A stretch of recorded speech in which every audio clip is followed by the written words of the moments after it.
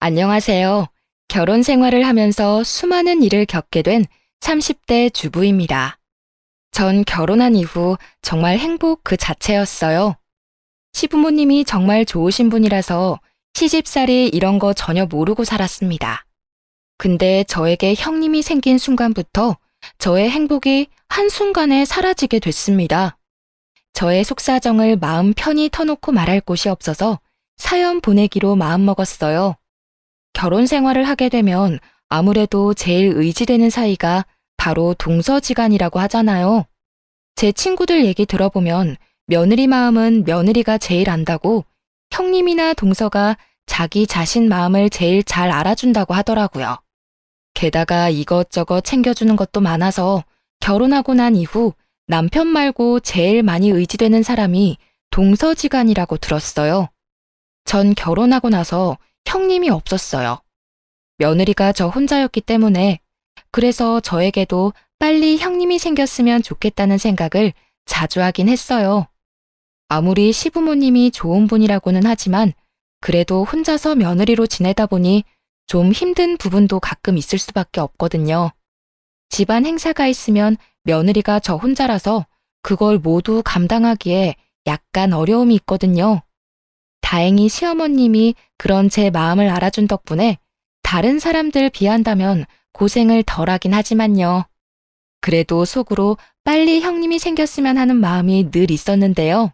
제 남편에게는 연년생 형 한 명이 있어요. 근데 그런 아주버님보다 동생인 제 남편이 먼저 결혼하게 됐었는데요. 아주버님은 원래 결혼 생각이 전혀 없었던 비혼주의자였기 때문에 형이 결혼을 먼저 해야 한다는 그런 거 전혀 신경 쓰지 말고 마음 편히 우리 보고 결혼하라고 하더라고요. 저희 시부모님의 제일 걱정거리가 장남은 대체 언제 결혼하나 이건데요. 그 정도로 결혼할 마음이 전혀 없어 보였죠. 제가 몇 번 주선 자리를 만들었는데도 끝까지 마음이 바뀌지 않았어요. 요즘 같은 시대에 비혼주의자가 많다고 해도 시간이 지나면 결혼 생각이 바뀌지 않을까 기대했는데 저희 부부가 결혼한 지 6, 7년이 된 상태에서도 결혼 소식이 들리지 않았어요. 그래서 정말 결혼 안 할 생각인가 보다. 이 집안 며느리는 나 혼자겠구나. 아쉬운 마음이 들었는데 그 생각을 한 지 얼마 안 되어서 갑자기 아주버님께서 결혼하겠다고 하시더라고요. 그래서 저를 포함한 시댁 식구들 전부 집에 경사 났다면서 엄청 좋아했어요. 이제 나에게도 남편이 아닌 의지하고 친구처럼 지낼 형님이 생기는구나 좋아했었는데 저의 꿈이 한순간에 무너졌어요. 아주버님께서 결혼 허락을 받기 위해 시부모님 댁에서 다 같이 모인 적이 있어요. 근데 전 형님의 얼굴을 보자마자 얼굴이 썩 굳었습니다. 형님도 마찬가지로 분명 저를 보고 많이 놀란 눈치더라고요. 그 이유는 형님이 저의 고등학교 동창이기 때문인데요. 고등학교 동창이면 오히려 좋은 거 아닌가? 그런 생각 당연히 들 수 있습니다. 근데 좋아할 만한 사이가 아니기 때문인데요. 형님과 전 같은 고등학교 같이 나온 동창이지만 저와 전혀 친하지 않았고 오히려 앙숙이었어요. 그 이유는 형님께서 저의 친한 고등학교 친구를 심하게 왕따시켰던 주동자였기 때문인데요. 지금도 여전히 친한 제 친한 친구를 정말 심하게 괴롭혔답니다. 요즘 학교폭력 주제를 다룬 드라마 덕분에 학폭에 대한 관심이 많이 생겼잖아요. 그만큼 학교폭력에 대한 경각심도 생겼고요. 형님은 고등학교 시절 제 친구에게 했던 행동들은 정말 끔찍했어요.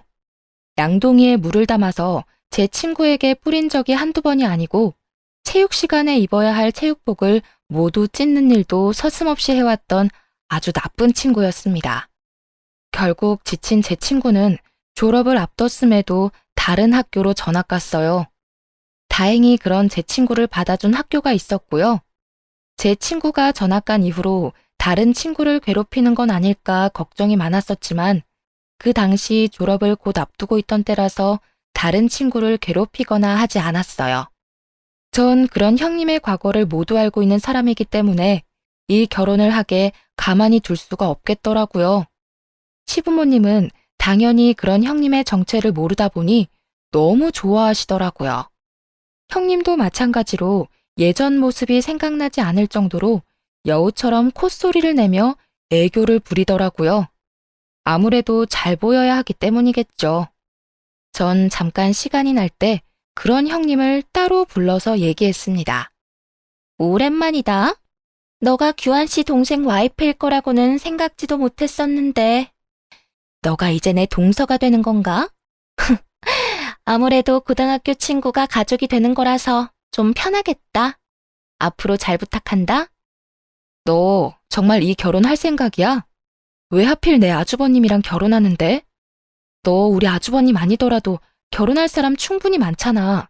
그러니까 당장 헤어져. 너가 뭔데 헤어지래? 너 혹시 예전에 내가 너 친구한테 했던 행동들 때문에 그러는 거니? 그게 언제적 일인데 그 일로 결혼하지 말라는 거냐? 그리고 내가 너 괴롭힌 것도 아닌데 왜 너가 흥분하고 그래? 오바 좀 하지 마. 너도 알고 있네.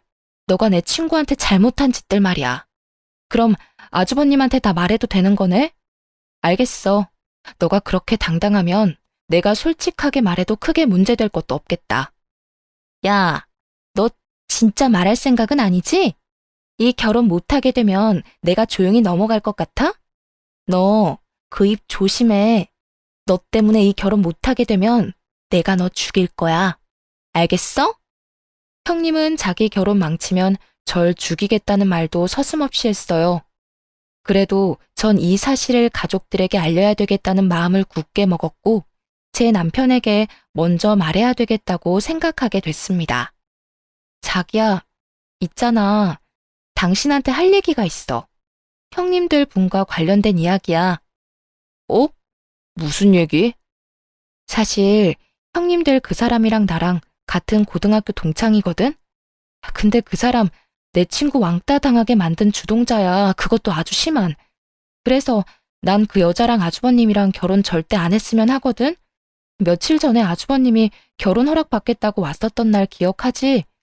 그날 내가 그 여자한테 따로 결혼 안 했으면 한다고 말했더니 이 결혼 방해하는 순간 나 죽이겠다는 말도 했어.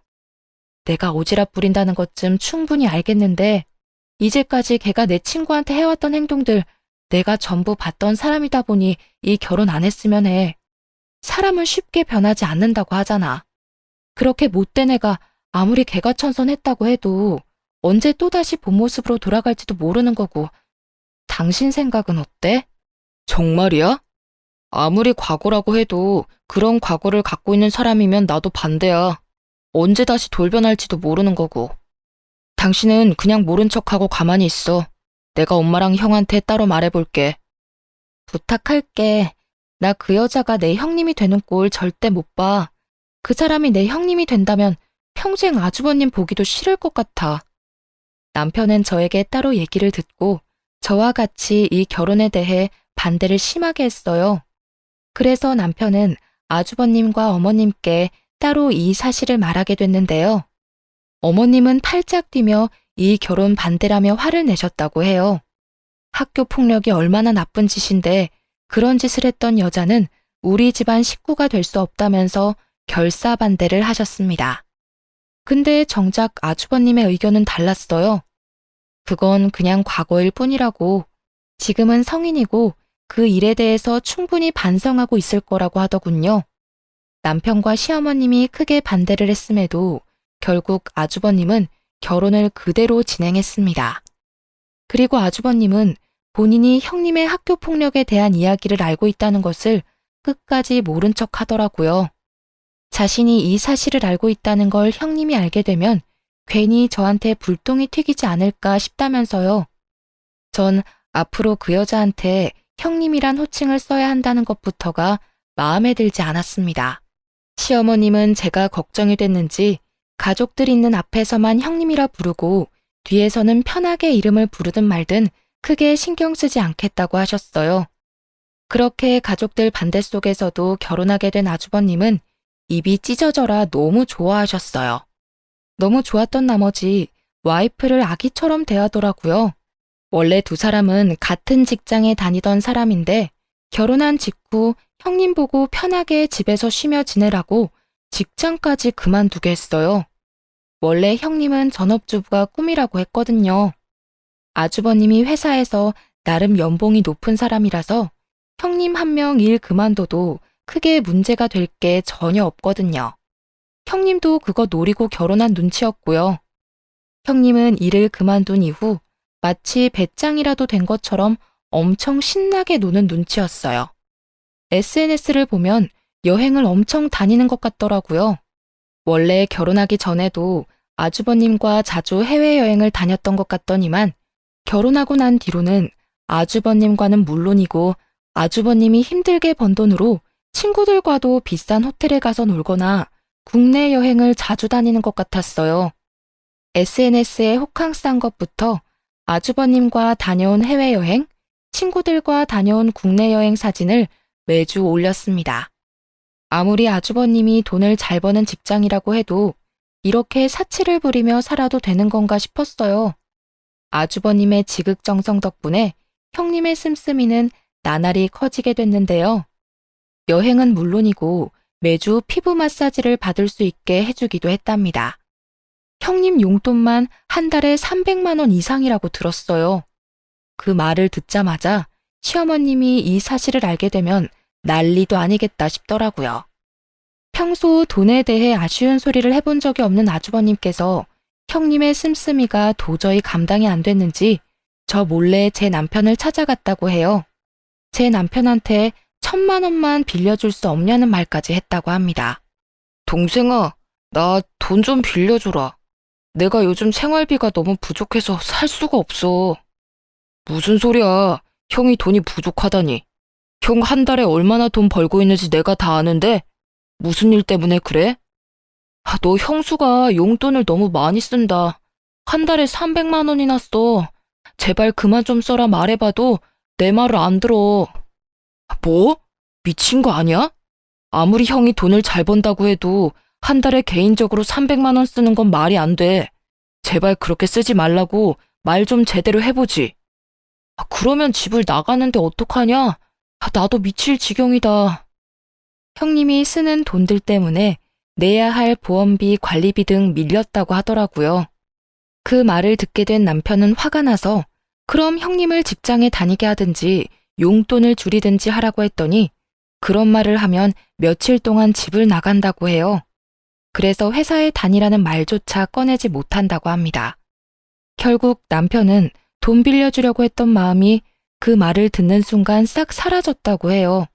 그래서 남편은 아주버님께 정신 좀 차리면서 살라는 말을 한 뒤 돈을 빌려주지 않았다고 해요.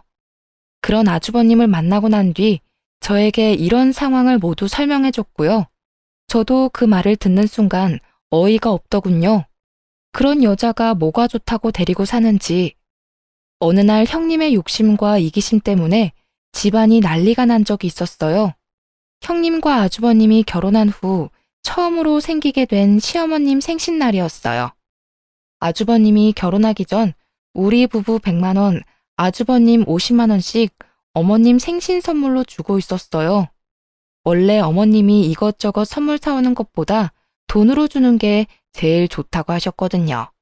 그래서 저희 부부는 2명이니까 100만 원을 드렸던 거였고 아주버님은 결혼하기 전 혼자였으니까 50만 원씩 드렸던 거였고요.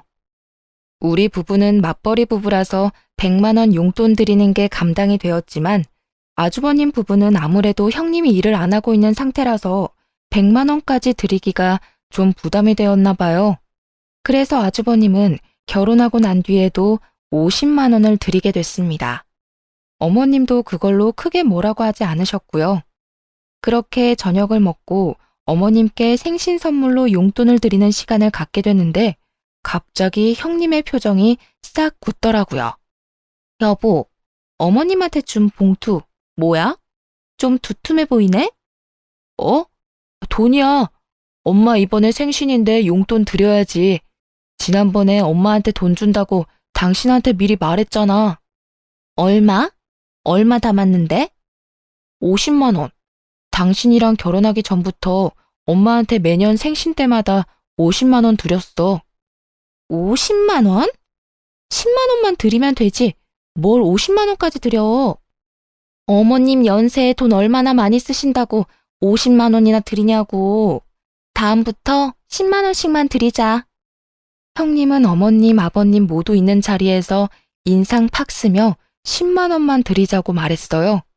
사람 면전에 대고 대놓고 돈 많이 준다고 싫은 티 팍팍 내는 사람은 처음 봅니다. 어머님은 형님의 태도 때문에 이미 상처를 받았는지 웃고 있던 표정이 싹 굳었어요. 옆에 계시던 아버님도 마른 기침을 계속 하셨고요. 아주버님은 중간에서 많이 난처해 보였답니다. 형님, 아무리 그래도 부모님께 드리는 돈인데 뭐 어때요? 자주 드리는 용돈도 아니고 1년에 딱 한 번만 드리는 용돈인데. 동서, 말 이상하게 한다. 동선에는 맞벌이니까 50만 원은 아무렇지 않게 줄 수 있는 돈이겠지. 근데 우리는 홀벌이라 50만 원은 큰 돈이야. 그러니까 생각 좀 하고 말해. 야, 이 돈 안 받으련다. 꼭 내 생일날 돈 가지고 이 난리를 쳐야 되겠냐? 그네 너 돈 가지고 그러는 거 아니다. 우리 큰아들 이제껏 돈 가지고 쫌생이처럼 굴었던 적 단 한 번도 없어. 우리 아들이 번 돈 가지고 왜 너가 생색이니? 솔직히 내가 알고도 모른 척한 거 많다. 너 이제까지 내 아들 돈 가지고 친구들이랑 여행 다니고 너 피부과 다닌 거 내가 모를 줄 알았니? 너가 지금 다니고 있는 피부과 내 친구도 다니는 피부과야. 너 매주 그 피부과 출근 도장 찍는다며? 너 결혼하고 나서 직장 바로 그만뒀는데 무슨 돈으로 그 피부과 다니는 거니? 그 돈 다 내 아들 돈이잖아. 그래놓고 우리 큰아들이 엄마한테 생일이라고 용돈 좀 주겠다는데 그게 그렇게 아까워? 어? 어머님, 이제 아들이 돈 벌고 어디에 쓰는지 간섭하면 안 되시죠. 이 사람 결혼하기 전까지는 어머님이 간섭했을지 몰라도 결혼했으면 이 사람 번 돈 이제 제가 알아서 해야 할 부분이라고 생각해요. 그러니까 어머님께 주는 용돈도 제가 알아서 해야 할 부분이라고 생각해요. 그러니까 제가 하는 말 너무 섭섭하게 느끼지 마시고 이해해 주세요. 그래, 그럼 이 돈 갖고 이 집에서 당장 나가. 앞으로 우리 집에 발도 들일 생각하지 마. 나한테 이 돈 주는 것도 아까우면 내 입으로 들어가는 모든 음식들도 모두 아깝고 그렇겠네. 앞으로 나 볼 생각하지 마. 알겠니? 네, 그럴게요. 어머님 그 말 꼭 지키시길 바랄게요. 여보, 당장 일어나. 우리 이제 앞으로 올 일 없을 거야. 당장 나가자고. 형님은 끝까지 어머님 말씀에 지지 않고 말대답을 했습니다. 그렇게 형님은 어머님 말씀대로 어머님을 평생 안 보고 살 작정인지 아주버님을 억지로 끌고 나가려고 했어요. 그러던 와중에 형님은 아버님이 제일 아끼는 도자기를 실수로 건드려 깨뜨리고 말았습니다. 그걸 본 아버님도 덩달아 화가 나셨어요. 우리 집에 개집에 한 명 잘못 들어와서 별의 별일이 다 생기는구나.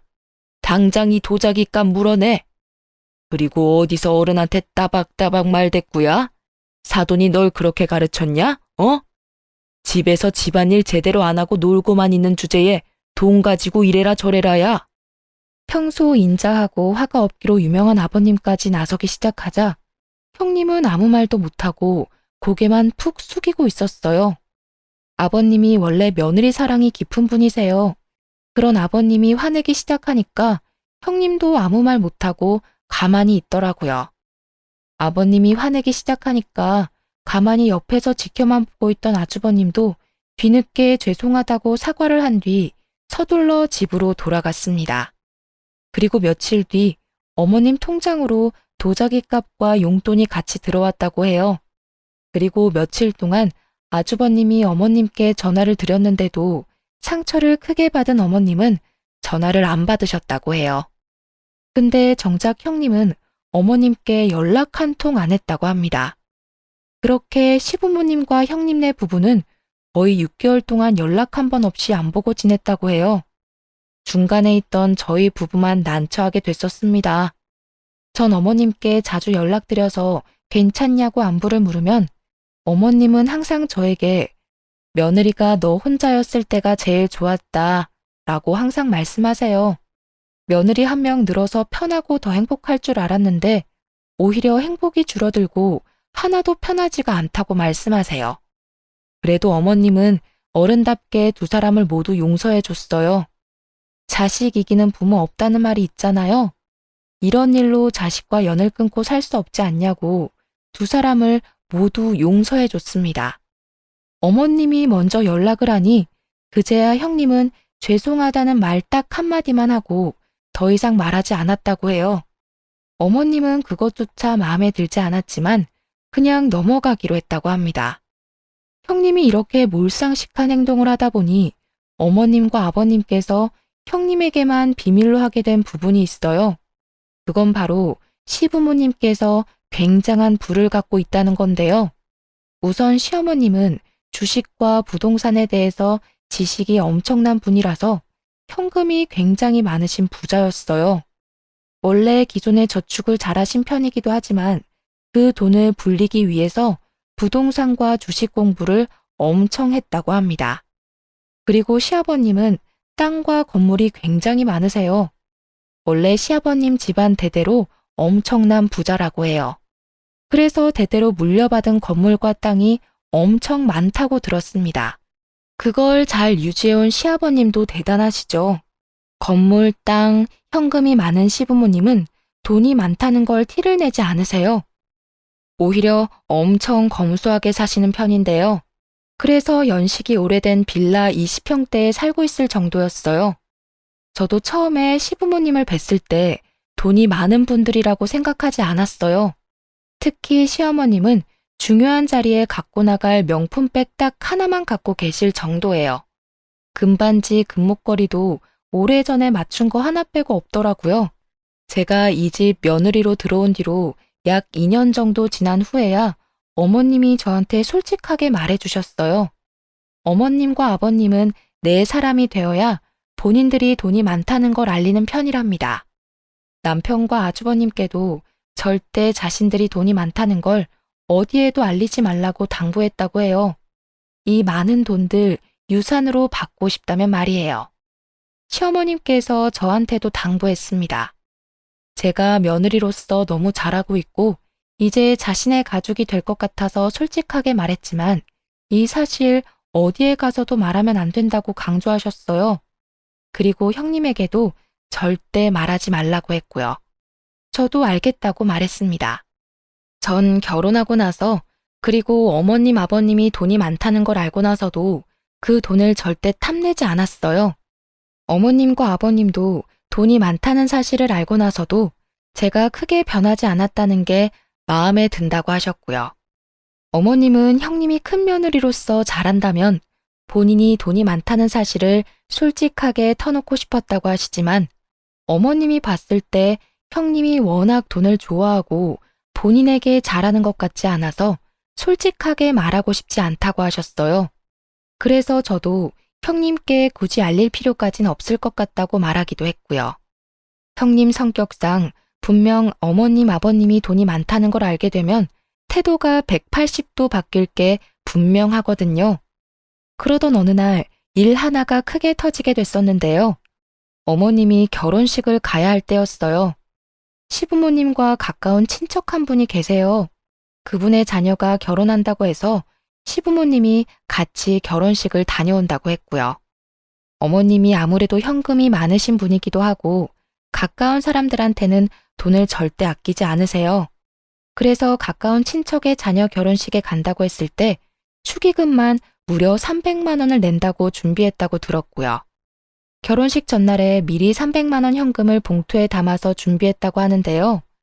그리고 잠시 외출을 하게 됐는데 그날 저녁에 봉투에 담아둔 축의금 300만 원이 갑자기 사라졌다고 하더라고요. 그래서 그날 어머님께 급하게 전화가 왔었어요. 300만 원이 없어졌다고요. 저와 남편, 시아버님까지 그 돈에 대해 전혀 모르고 있다고 말했었고요. 그래서 어머님은 일단 급하게 300만 원을 통장에서 인출하여 결혼식에 갔다고 했어요. 어머님은 300만 원이 갑자기 사라지자 결혼식에 간 당일 하루 종일 기분이 좋지 않았다고 해요. 결혼식을 다녀오고 난 뒤 어머님은 집에 있는 CCTV를 돌려봤다고 해요. 전 어머님 집에 CCTV가 있는 줄은 꿈에도 몰랐어요. 어머님 집 현관문 앞에 CCTV가 설치되어 있었다고 해요. 아무래도 집에 현금이 많은 편이라서 집 앞에 CCTV가 필수라고 하더라고요. 그 대신 CCTV를 설치한 사실을 모두에게 알리지 않았었고요. 어머님은 CCTV를 돌려봤다고 하는데 어머님은 CCTV 영상을 보자마자 경악을 금치 못했다고 합니다. 축의금을 가져간 범인은 바로 형님이기 때문인데요. 축의금이 사라진 날 형님이 급하게 돈 봉투를 가지고 나가는 게 영상에 모두 담겼다고 해요. 그 영상을 보게 된 시댁은 난리가 났습니다. 그리고 형님은 이번에만 돈을 훔쳤던 게 아니라 이제껏 어머님의 돈을 조금씩 티 안 나게 가져가서 쓰고 있던 거였어요. 어머님 집에 갈 때마다 어머님 서랍 안쪽에 현금이 많다는 걸 우연히 확인했던 형님께선 조금씩 가져갔던 거였더라고요. 어머님은 돈이 조금씩 사라지고 있다는 걸 이미 눈치챘었지만 크게 터치하지 않았다고 해요. 근데 이번에 영상으로 모든 걸 알게 된 어머님은 가만히 있으면 안 되겠다 생각했다네요.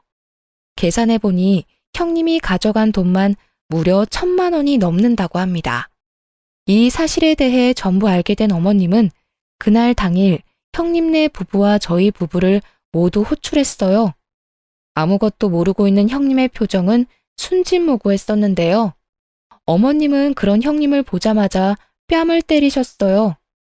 우리 집에 도둑년을 뒀었네. 너 이제까지 내 돈 조금씩 가져갔었더라. 근데 겁도 없이 이젠 대놓고 300만 원 담긴 돈 봉투를 그냥 가져가? 너가 사람이니? 어떻게 그걸... 어머님, 죄송합니다. 제가 죽을 죄를 졌어요. 제가 돈이 너무 급한 나머지 잠깐 미쳤나 봐요. 어디 할 짓이 없어서 너 시엠이 돈을 훔쳐. 당장 그 돈 돌려놔. 알겠어?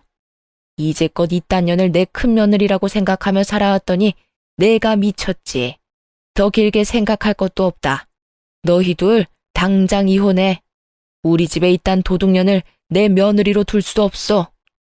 어머님, 저 이 사람이랑 절대 이혼 못해요. 한 번만 용서해 주세요. 제가 정말 속죄하면서 살겠습니다. 어머님 돈 많이 훔치지도 않았어요. 제발 용서해 주세요. 저 이 사람이랑 이혼하면 앞으로 죽을지도 몰라요.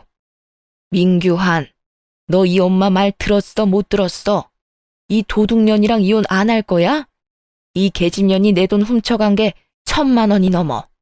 그동안 너 돈 빼먹은 것도 모자라서 이제 내 돈까지 탐냈다고. 너 얘랑 이혼 안 하면 나랑 평생 못 보고 살 줄 알아. 나 얘 내 며느리로 뒀다가 혈압으로 쓰러질 것 같아. 고민 좀 해볼게요. 일단 저 이 사람과 따로 얘기 좀 하고 올게요. 엄마, 일단 제가 대신 사과할게요. 당신 당장 나와. 나랑 얘기 좀 해. 아주버님도 어머님처럼 많이 화가 난 모양인지 어머님의 말씀을 모두 듣고 형님을 데리고 나갔어요. 어머님께 따로 들은 얘기지만 아주버님 그날 엄청 화가 난 나머지 형님께 손까지 올릴 뻔했다고 합니다. 다행히 때리지는 않았다고 하는데요.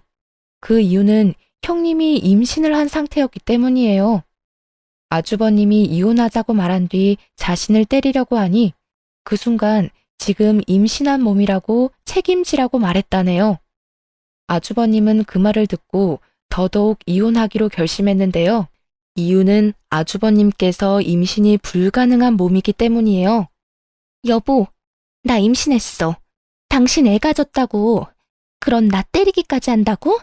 어디 한번 때려봐. 당신 애 가진 사람인데 때릴 수나 있겠어? 임신을 했다고? 그 애가 내 애라는 증거 있어? 어디? 당신 지금 크게 착각하고 있는 게 있는 모양인데 나 무정자증이야. 애 가질 수 없는 몸이라고. 그런 내 아이를 가졌다는 거야? 뭐? 그게 무슨 말이야? 무정자증이라니. 그런 사실을 나한테 말 안 하고 결혼했다는 소리야? 지금 그게 중요해? 나랑 결혼한 당신이 다른 남자 아이를 가지고 왔는데 당신 지금껏 누구랑 침대에서 뒹굴고 왔길래 그래? 다른 남자랑 침대에서 뒹굴고 와놓고 그 애가 내 애라고 거짓말을 하는 거야? 와, 이런 여자를 내 와이프라고 데리고 산 게 더럽고 수치스럽다. 당신 용서해줄까 잠시 생각한 내가 등신이지. 아주버님이 예전에 큰 사고를 당한 적이 있다고 해요. 예전에 친구와 축구를 하다가 친구가 찬 축구공에 맞은 적이 있는데 이날 이후 후천적으로 정자를 생성하지 못하게 됐다고 하더라고요. 그래도 생활을 하는데 문제는 없고요. 형님께서 결혼하기 전부터 아이 낳을 생각이 전혀 없다고 했었기에 아주버님이 그런 형님과 마음 편히 결혼하게 되었던 거였고요. 그런 사실을 모르고 있던 형님께선 아주버님의 아이를 가졌다고 거짓말을 하게 된 거였는데요. 그 말이 아주버님한테 통할 일은 당연히 없죠. 결국 아주버님과 형님은 이혼하게 됐습니다. 혹시 몰라서 아주버님과 형님은 같이 산부인과에 갔다고 들었어요. 형님은 임신한 게 맞았고 아주버님은 역시나 정자 생성이 안 돼서 임신 불가능한 상태였고요. 왜 자신의 엄마 돈을 훔쳤냐고 물었는데 아주버님에게 받은 300만 원 용돈도 부족하다고 느껴 어머님의 돈도 결국 훔치게 된 거라고 합니다. 아주버님은 형님과 합의 이혼을 하면서 당장 돈부터 갚으라고 말했습니다. 한 푼도 갖고 있지 않았던 형님은 친정 부모님의 도움을 받아서 시어머님께 2천만 원을 갚게 됐습니다. 형님의 친정 부모님은 여유가 있는 집안이 아니라고 들었어요. 그래서 있던 돈 없는 돈 다 끌어모아서 형님 대신에 갚아준 거라고 들었어요. 그리고 형님은 아무래도 아주버님과 살면서 직장을 다니지 않았던 상태였기 때문에 이혼하면서 한 푼도 갖지 못한 상태로 쫓겨나가게 된 거였는데요. 아무래도 이제까지 흥청망청 쓰던 버릇이 있어서 이혼하고 난 이후에도 씀씀이가 크게 달라진 게 없다고 하더라고요. 직장도 구하지 않은 상태에서 친정 부모님 도움을 받아서 지내던 형님은 그런 친정 부모님한테도 버림을 받았다고 하네요. 아무래도 친정 부모님도 형편이 좋지 못하다 보니 씀씀이가 큰 형님을 감당하기에 어려움이 있었죠. 재산이 단 한 가지도 없던 형님은 친정 부모님한테도 쫓겨난 이후 재취업을 하기 위해 열심히 움직였다고 하지만 아무래도 경력이 단절된 상태라서 재취업을 하는데 어려움이 있었다고 하네요. 그리고 임신한 상태라서 다시 일을 하는 것조차 좀 버거웠던 모양이에요. 뒤늦게 한 사실이지만 형님의 아빠 아이 정체는 아직까지도 모른다고 합니다. 제 친구가 알려준 사실인데 형님이 이혼하기 전 친구들과 제주도 여행을 갔었을 때 아주버님 몰래 남자들과 합석을 하게 됐고 거기서 하룻밤을 보냈다고 해요. 거기서 가진 애라고 하는데요. 그 당시 하룻밤을 보냈던 남자의 연락처는 받지 않았기 때문에 임신한 아이를 혼자 키워야 되는 상황이 돼버린 거죠. 갈 곳이 없고 게다가 일할 곳도 찾지 못한 형님은 돌고 돌다가 저한테 찾아온 적이 있어요. 형님은 저희 집까지 찾아오기엔 염치가 없었는지 저를 따로 카페에 불렀었는데요. 동서, 아니, 지혜야, 오랜만이다. 잘 지냈어? 얼굴 많이 좋아 보이네. 너가 알아서 우리 아주버님과 이혼해준 덕분에 요즘 살맛이 나네. 무슨 일로 불렀어? 우리 이제 앞으로 절대 볼 일 없을 줄 알았는데. 아, 배 많이 나왔다. 곧 출산 앞두고 있겠네? 사실 이거랑 관련이 있어서 말이야. 나 2달 뒤에 애 출산하거든? 근데 내가 지금 갈 곳이 없어서 말이야. 애 나오면 산후조리도 해야 하고 그래야 하는데 내가 지금 마땅히 지낼 곳이 없어서 그 의한테 전화하고 싶어도 내가 그럴 염치가 없어서 혹시 너 돈 좀 있으면 빌려줄래? 이 몸으로 고시원에 들어갈 수도 없는 거고 이 동네 모텔에서라도 지내고 싶은데 그럴 돈도 없어서 말이야. 딱 500만 원만 빌려줄래? 내가 애 낳고 꼭 갚을게. 내가 널 뭘 믿고 돈을 빌려줘? 우리 어머님 돈까지 훔친 너인데 내가 왜? 그러니까 인생 착하게 살지 그랬어. 내 친구한테 학폭한 것도 모자라서 우리 어머님한테 그렇게 못된 짓을 했던 너인데 내가 뭐하러 널 믿고 돈을 주겠니? 곧 태어날 애가 불쌍하다. 앞으로 나 이렇게 따로 보자고 하지 마. 지혜야, 딱 한 번만 도와줘. 내가 잘못했지. 우리 아이는 잘못한 게 없잖아. 제발 아이 생각해서라도 부탁할게. 어? 나 이렇게 지내면 우리 아이 건강하게 태어나지도 못해. 한 번만 부탁할게. 아니, 내가 왜 너 애까지 신경을 써야 하는데. 너가 알아서 케어해. 그건 너가 알아서 할 일이야. 내가 아무리 잘못 살았다고는 하지만 우리 애가 무슨 죄야. 제발 도와줘. 전 형님한테 돈을 빌려주지 않았습니다. 동창들 얘기 들어보니까 고등학교 친구들한테 돈을 빌리기 위해 다 연락을 돌렸더라고요. 형님과 같이 여행 다녔던 친구들조차 그런 형님과 손절했다고 하더라고요. 형님이 아주버님과 결혼할 때나 좋은 친구였지 이혼하고 나서 땡전 한 푼 없는 형님과 어울려 다니고 싶지 않다고 버렸다고 하더라고요. 게다가 본인이 왕따 시켰던 제 친구한테까지 연락을 해서 돈 빌려달라고 했다고 하더군요. 양심도 없는 년, 너 지금 꼴이 얼마나 우습고 못났는지 알고 있니? 곧 태어날 애 생각하는 사람이라면 안 태어나게 해주는 게 제일 좋을 거야. 너 같은 엄마 밑에서 뭘 보고 자라겠냐? 너 지금 말이면 다야? 돈 빌려주기 싫으면 빌려주기 싫다고만 말해. 그런 악담 내뱉지 말고. 본색 나오는구나. 내가 돈 안 빌려주겠다고 하니까 드디어 본색을 드러내네. 이게 바로 너야. 이런 너 밑에서 애가 뭘 보고 배울 수가 있겠냐고. 너 지금 주위를 봐봐. 너가 지금 이 지경이 되었는데도 도와주겠다는 사람 단 한 명도 없잖아. 이게 너가 이제까지 잘못 살아왔다는 증거야. 그러니까 지금이라도 정신 차리고 똑바로 살 궁리나 해. 그리고 너 참 양심도 없다. 한때 너가 많이 괴롭혔던 피해자인 나한테까지 돈 빌리려고 찾아오는 거 보면. 제 친구는 형님한테 악담을 퍼붓고 돌려보냈다고 합니다. 그러니까 인생을 바르게 살아야 한다는 걸 형님 보고 많이 깨닫게 됐습니다. 안 좋은 일은 몰아서 온다는 말이 있잖아요. 그런 형님의 친정 부모님이 교통사고로 돌아가셨다는 소식이 들렸습니다.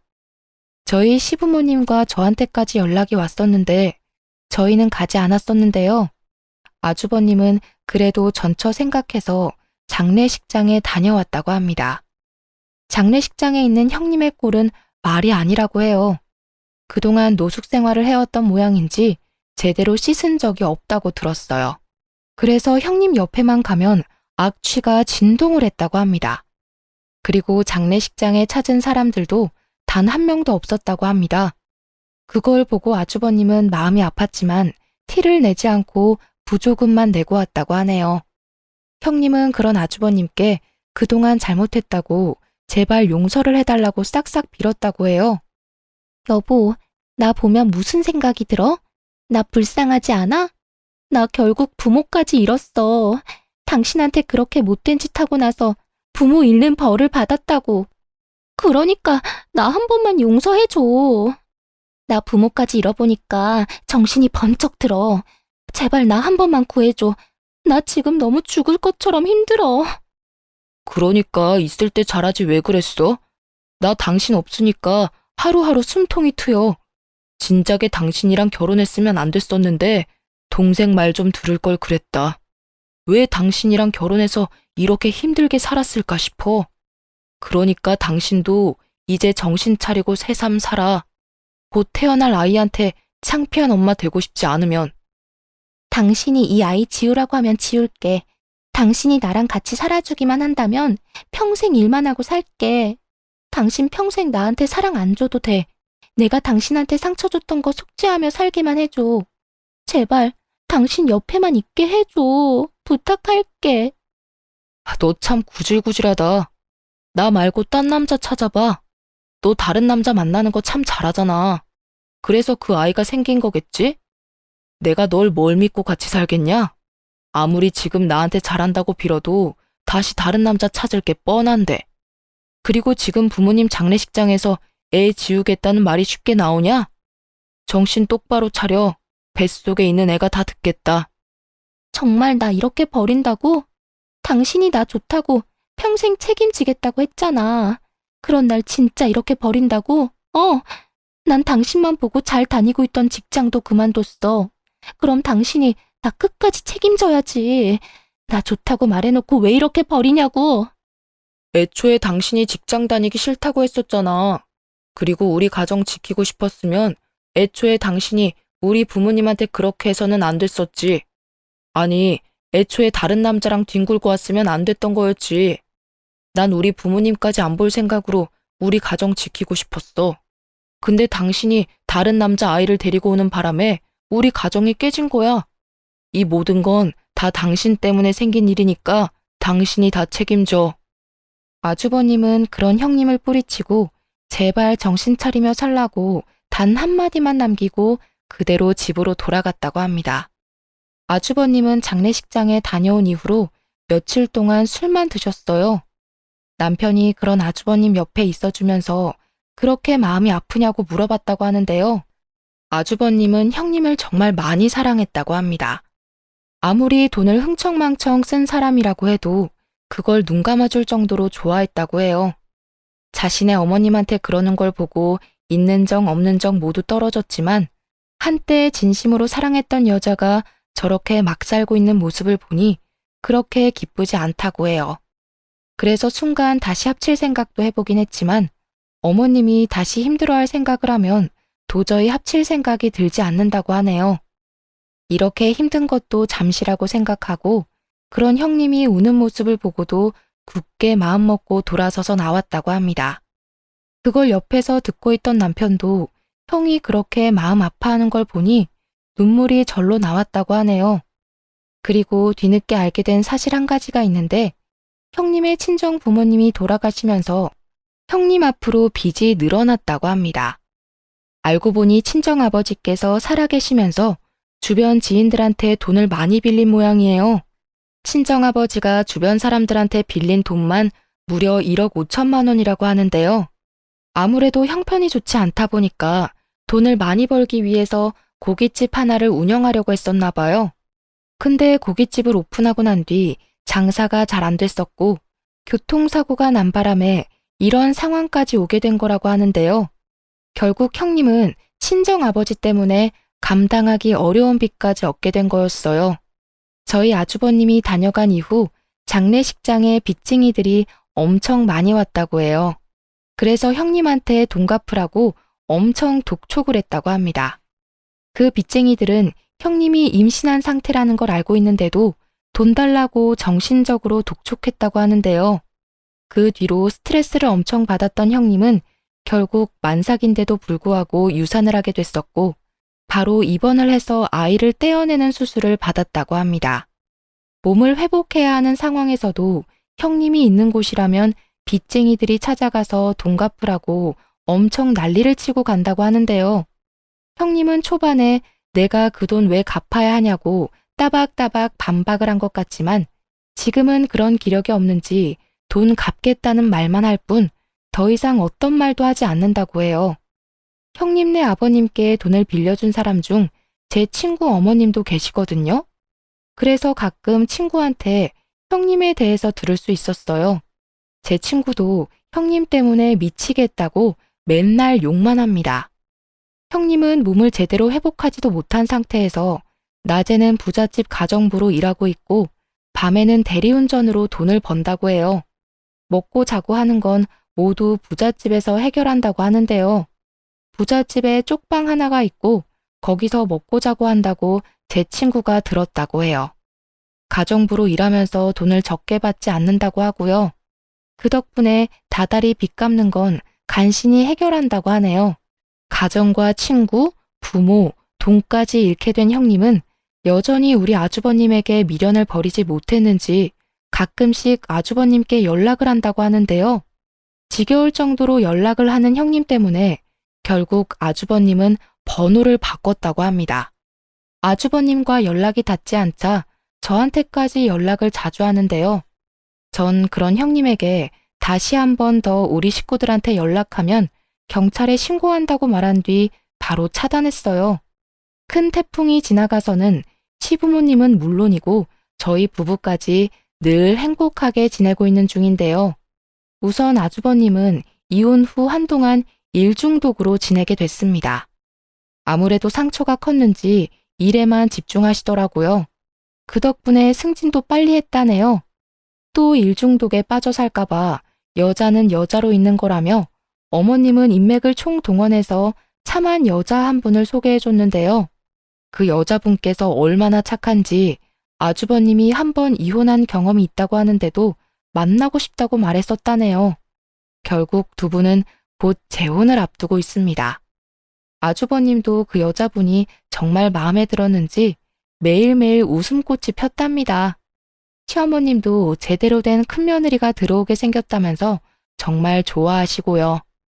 새롭게 저의 형님이 돼줄 여자분은 결혼하기 전인데도 불구하고 저와 시어머님께 벌써 잘해주더라고요. 얼마나 좋은 분인지 저희 시어머님과 목욕탕을 다닐 정도라니까요. 그리고 저를 따로 불러서 잘 지내보자고 카페와 맛집을 많이 데리고 가주기도 했어요. 게다가 저한테 자주 용돈과 옷도 사주고 있습니다. 지혜씨, 아니다. 동서라고 불러도 되죠? 저 동서랑 잘 지내고 싶어요. 우리 규환씨가 전에 어떤 사람 때문에 아픔이 있는지 잘 알아요. 그걸 알면서도 우리 규환씨랑 결혼하는 거예요. 그런 아픔을 이겨낼 수 있었던 건 전부 도련님과 동서 덕분이라고 해요. 제가 아직 부족한 부분이 많을 거예요. 그래도 윗사람으로서 열심히 최선을 다할게요. 부족한 부분이 보여도 귀엽게 봐주세요. 형님, 결혼 전부터 이렇게 잘해주셔서 감사해요. 사실 저도 그렇지만 우리 시어머님이랑 아주버님께서 많이 힘들어하셨어요. 이렇게 천사 같은 형님이 생겨서 저도 엄청 기쁘네요. 그보다 우리 어머님 아주버님이 형님 덕분에 많이 행복해하고 있어요. 저야말로 너무 잘 부탁드려요. 새롭게 저희 형님이 돼줄 분께서 이 정도로 성격이 엄청 좋답니다. 그동안 형님 같지도 않은 여자 때문에 스트레스가 엄청 쌓였는데 이젠 저에게 제대로 형님다운 형님이 생긴 것만 같아서 행복해요. 아주버님도 정말 좋아하시고요. 남편과 저는 이번에 아이가 생기게 됐는데요. 임신한 지 약 3달 정도 됐어요. 아이가 생기다 보니 이사를 가야 했었어요. 둘이서 살고 있던 집이 방 2개밖에 없던 집이라서 아이 생각해서라도 방 3개짜리 집으로 이사 가야 했었는데요. 우리가 이사 간다고 하니까 아버님께서 통 크게 집 하나 장만해 주셨습니다. 곧 손자가 태어나는데 할아버지로서 하나 크게 선물해 주고 싶다면서 34평짜리 집 하나 사주셨어요. 얼마나 감사하던지. 그리고 아주버님이 곧 재혼한다고 말하니 아버님께서 그 결혼식 비용도 전부 지원해 주셨고요. 형님이 알아서 나가준 덕분에 모든 게 술술 잘 풀리고 있어요. 시어머님도 하시는 말씀이 그 여자 한 명 나간 덕분에 우리 집에 좋은 일만 가득 들어온다고 진작에 이혼시켜야 했었다고 늘 말씀하시고 있어요. 한번 나쁘게 살다 보면 정말 끝도 없이 나쁜 일들이 들어오는 것 같더라고요. 형님도 한번 나쁘게 살다 보니 이렇게 벌 제대로 받게 됐잖아요. 전 수많은 나쁜 일들 중에서 학교 폭력이 정말 잘못된 일이라고 말하고 싶어요. 요즘 학교 폭력에 대해서 많은 언급이 되고 있는데 지금 학생분들 절대 나쁜 짓은 하면 안 된다고 말하고 싶네요. 지금 지은 죄는 나중에 커서 다 돌려받거든요. 저도 곧 부모가 되는 입장에서 이런저런 걱정이 많이 됩니다. 지금까지 저의 이야기를 들어주셔서 감사합니다.